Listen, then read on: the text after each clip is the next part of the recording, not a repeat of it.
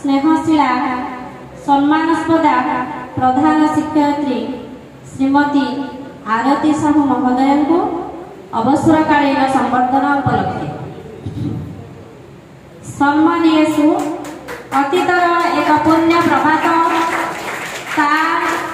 11/11/1987 निरविच्छिन्न भाव शिक्षादान करी असाधारण प्रतिभा प्रदर्शन पूर्वक भिन्न भिन्न विद्यालय अस्फुट कलिका सम कोमलवती छात्र छात्री मानकर चपल मन को मातृस्नेह ममतार शृंखलित करी उत्सर्गीकृत शिक्षादान गुरु दायित्व तुलाई आपण हृदय ज्ञानर पवित्र ज्योति प्रज्वलन पूर्वक से आकाश छुईबा भली परकल्पनार स्वप्न देखाई पूर्णांग विकास निजक भर्ती करी आज सरकारी कार्य अवसर ग्रहण करुछंती।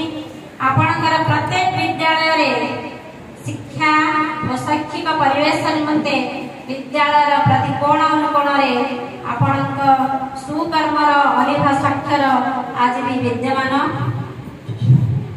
हे वंदनिया 29/6/2016 असीम संभावना नहीं आपण पाद देइथिले एही विद्यालय अंगन रे शिक्षा नभर हीरक सदृश आपणकर प्रचेष्टा विद्यालय काया परिवर्तित होगा सह प्रस्फुटित होइछि वासनायित कलिका सम अनेक शिशु प्रतिभागण।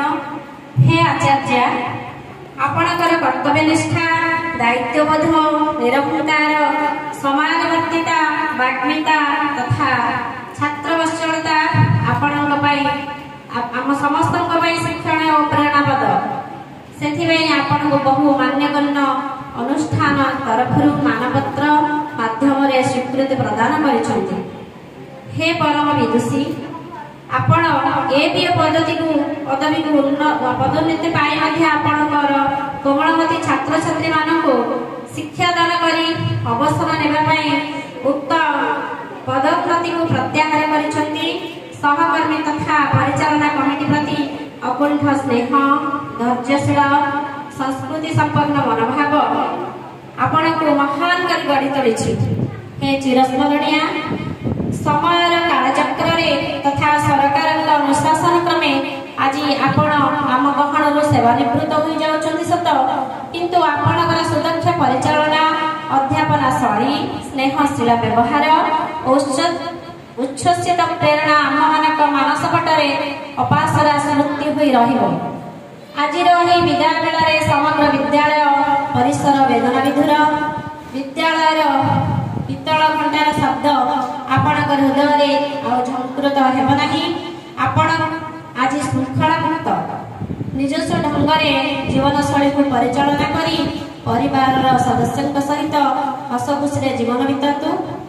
छात्र छात्री मानकर अश्रुल प्रणाम माध्यम कृतज्ञता ज्ञापन और समस्त शिक्षक शिक्षयित्री मानकर विदायकालीन संवर्धन प्रदान करी शोकातुर प्राण समस्ते मर्माहत।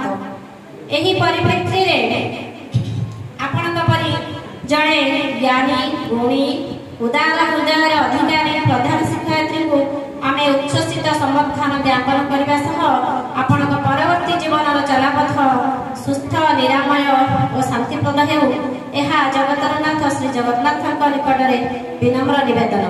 जय जगन्नाथ।